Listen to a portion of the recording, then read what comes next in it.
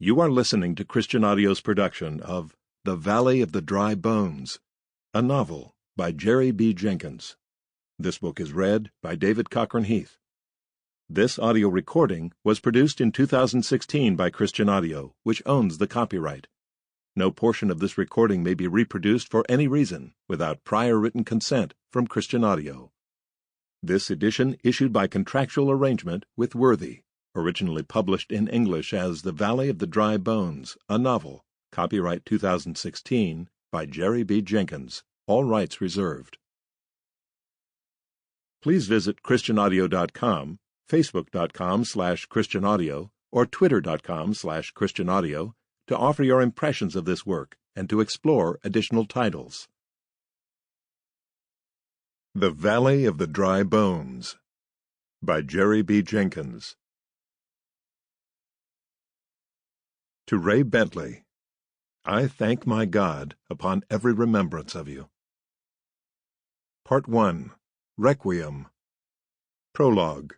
7 years into the drought. Torrance, California.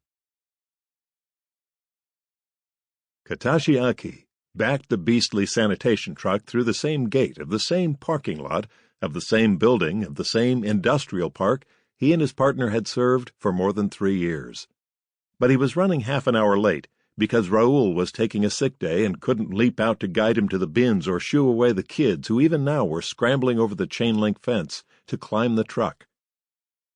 Though he was on flat ground, Katashi set the emergency brake and took the keys when he went back to check his angle and distance. Half a dozen children, all clearly under 10, had formed a half-circle behind the truck, eyes dancing. "Keep your distance," he barked. And noticing that a few looked like him, he repeated it in Japanese. They giggled. Who knew if they understood their native tongue, and if they did, which dialect?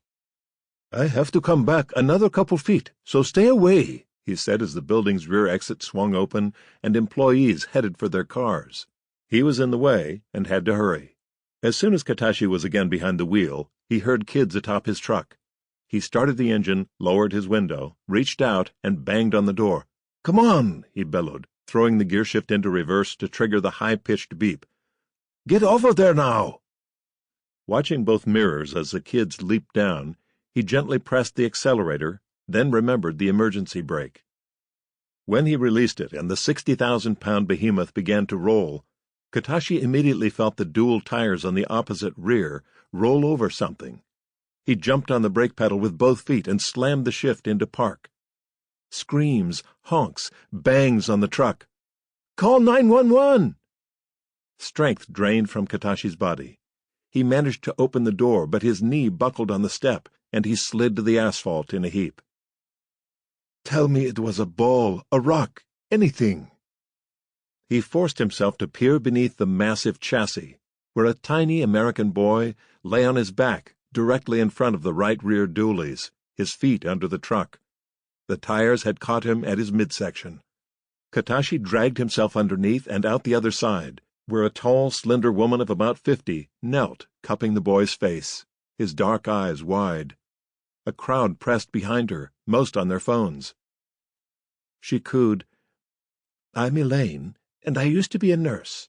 What's your name, and how old are you?" "Junior," the boy whined. "I'm 7. Am I going to die?" "Do you mind if I touch you, Junior?" He shook his head, grimacing. Katashi struggled to his feet and squatted next to her as she gently laid her hand on the boy's shirt at the waist. It was clear the truck had flattened him from below his rib cage to the tops of his thighs.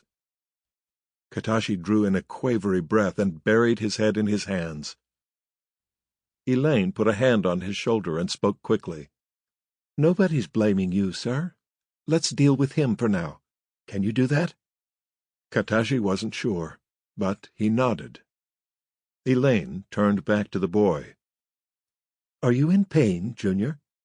He shook his head again. "Just thirsty." Elaine turned to the crowd. "Anybody have water?" "You kiddin'?" the man said.